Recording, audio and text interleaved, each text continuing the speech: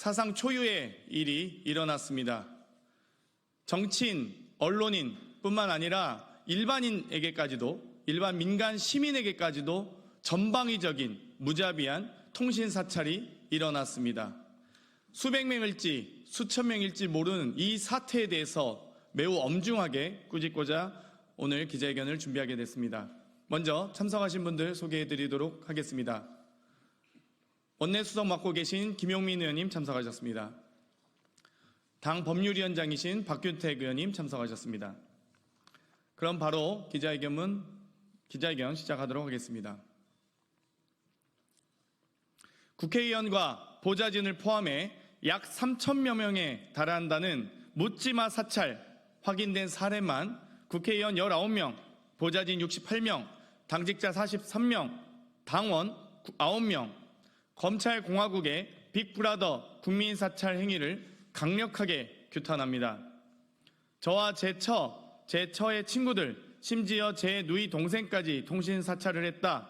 미친 사람들 아니냐? 국회의원 보좌관만 사찰해도 원래 난리가 나는 것이다. 그런데 심지어 우리 당 의원들 단톡방까지 털었다. 그러면 결국 다 열어본 것 아니냐? 이거 놔둬야 하겠냐? 당장 구속수사해야 하는 것 아닌가?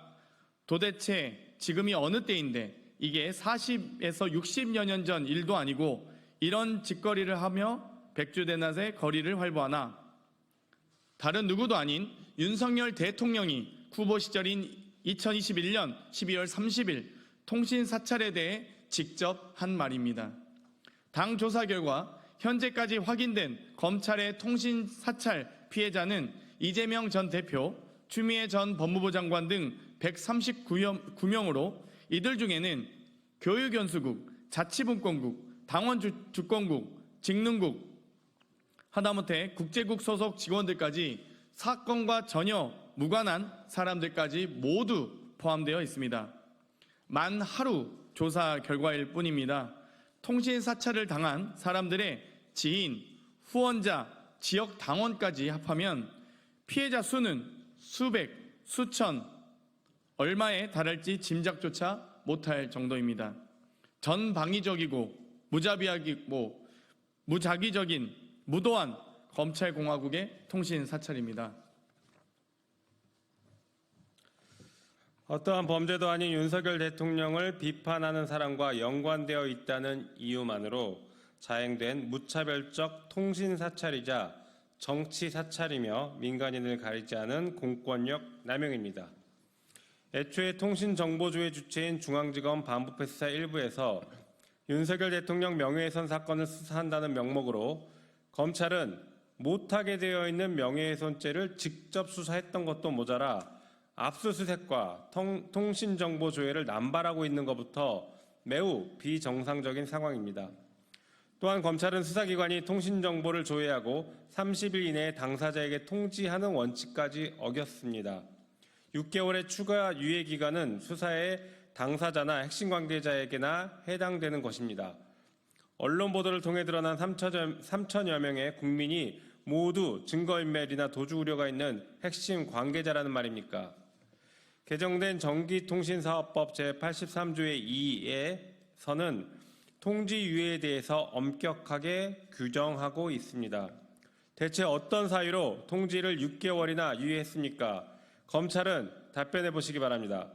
국가 및 공공의 안전보장을 위태롭게 할 우려가 있었습니까? 아니면 증거인멸, 도주, 증인 위협 등 공정한 사법 절차의 진행을 방해할 우려가 있었습니까? 통지를 유예한 검찰의 자의적 판단에 대해서는 분명하게 책임을 져야 합니다. 윤석열 대통령을 비판하는 국민을 사찰하는 검찰의 행태는 전 국민을 감시 속에 억압하는 조지 오웰의 소설 1984 속 빅브라더와 다를 바가 없습니다.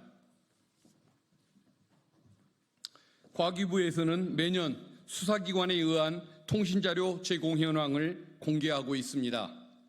검찰의 통신자료 확보 건수는 22년 130만 건대에서 23년 147만 건대로 증가했습니다. 약 3년이면 대한민국 국민의 10%는 검찰에 의해 통신사찰을 당한다는 소리입니다.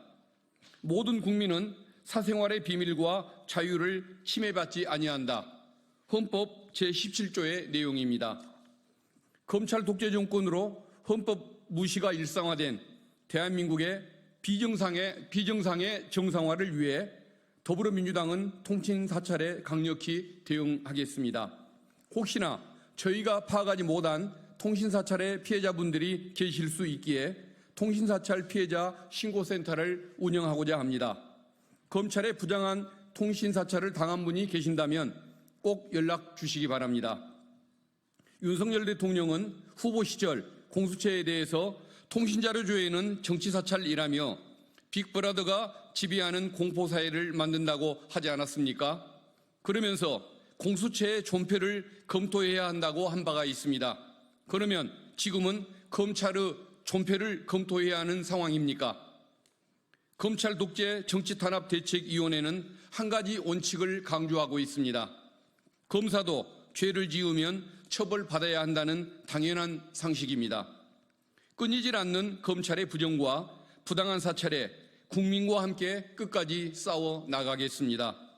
정치검찰이 국민 앞에 책임 있는 조치를 취할 때까지 국민을 지키기 위해 결단코 멈추지 않겠습니다. 더불어민주당 검찰 독재 정치탄압 대책위원회 일동. 부연해서 한 말씀만 드리겠습니다.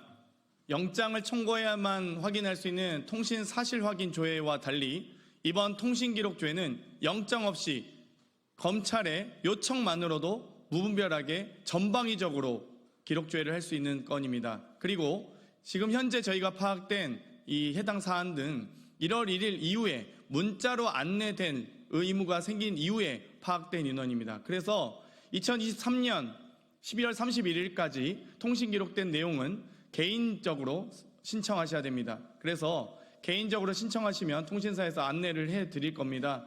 작년 혹은 재작년에 있었던 통신 기록 조회에 대해서도 전 국민들께서 정말 신청해 보셔야지 좋을 것 같다라는 말씀 드리면서 제보센터에 많은 제보가 있길 부탁드리겠습니다. 그럼 오늘 기자회견 이상으로 마치겠습니다. 감사합니다.